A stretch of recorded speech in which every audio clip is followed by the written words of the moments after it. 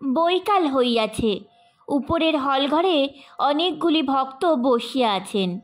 নরেন্দ্র, শরৎ, শশী, লাটু, Nityagopal, Kedar, Girish, Ram, master, Suresh অনেকেই আছেন। সকলের অগ্রে নিত্যগোপাল আসিয়াছেন ও ঠাকুরকে দেখিবা মাত্র তাহার চরণে মস্তক দিয়া বন্দনা করিয়াছেন।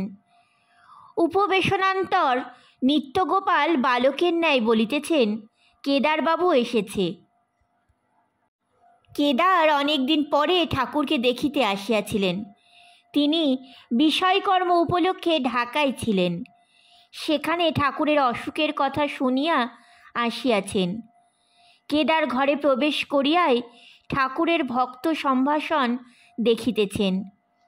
কেদার ঠাকুরের পদধূলি নিজের মস্তকে গ্রহণ করিলেন ও আনন্দে সেই ধূলি লইয়া সকলকে বিতরণ করিতেছেন।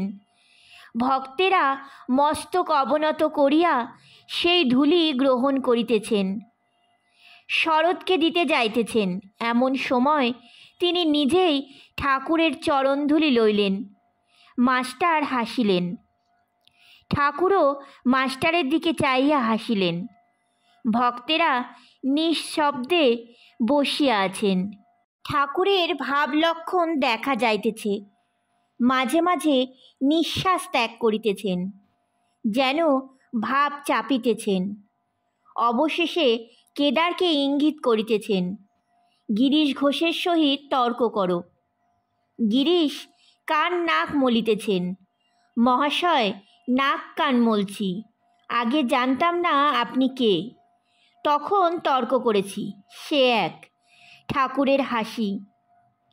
শ্রীরামকৃষ্ণ নরেন্দ্রের প্রতি অঙ্গুলি নির্দেশ করিয়া কেদারকে দেখাইতেছেন ও বলিতেছেন, সব ত্যাগ করেছে।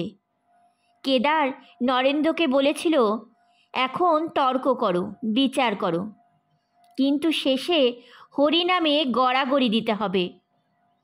কেদারের পায়ের ধুলা নাও। কেদার, ওর পায়ের ধুলা নাও, তাহলেই হবে। সুরেন্দ্র ভক্তদের পশ্চাতে বসিয়া আছেন।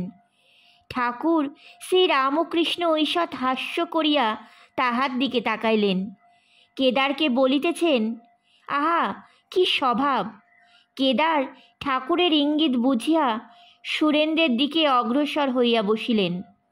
সুরেন্দ্র একটু অভিমানী।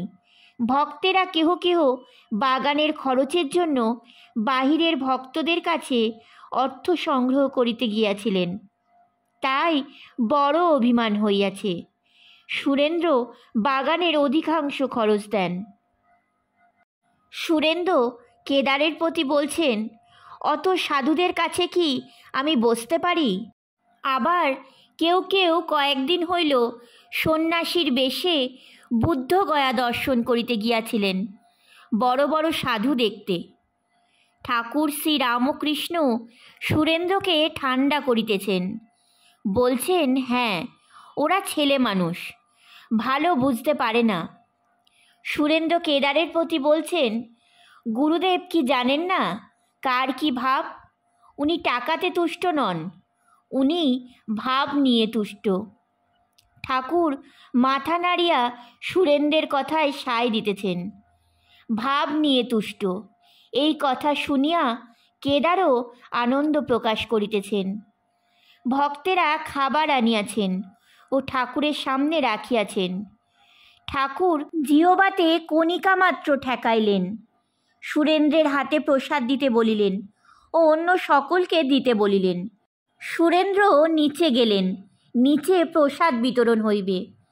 শ্রীরামকৃষ্ণ বলছেন কেদারের প্রতি, তুমি বুঝিয়ে দিও, যাও একবার, বকাবকি করতে মানা করো। মণি হাওয়া করিতেছেন। ঠাকুর বলিলেন, তুমি খাবে না? মণিকেও নিচে প্রসাদ পাইতে পাঠালেন। সন্ধ্যা হয় হয়। গিরিশ ও শ্রীম পুকুর ধারে বেড়াইতেছেন। গিরিশ বলছেন, ওহে, তুমি ঠাকুরের বিষয় নাকি কি নাকি লিখেছ? শ্রীম বলছেন, কে বললে? গিরিশ বলছেন, আমি শুনেছি, আমায় দেবে? শ্রীম বলছেন, না, আমি নিজে না বুঝে কারুকে দেব না। ও আমি নিজের জন্য লিখেছি, অন্যের জন্য নয়। গিরিশ বলছেন, বলো কি? শ্রীম বলছেন, আমার দেহ যাবার সময় পাবে,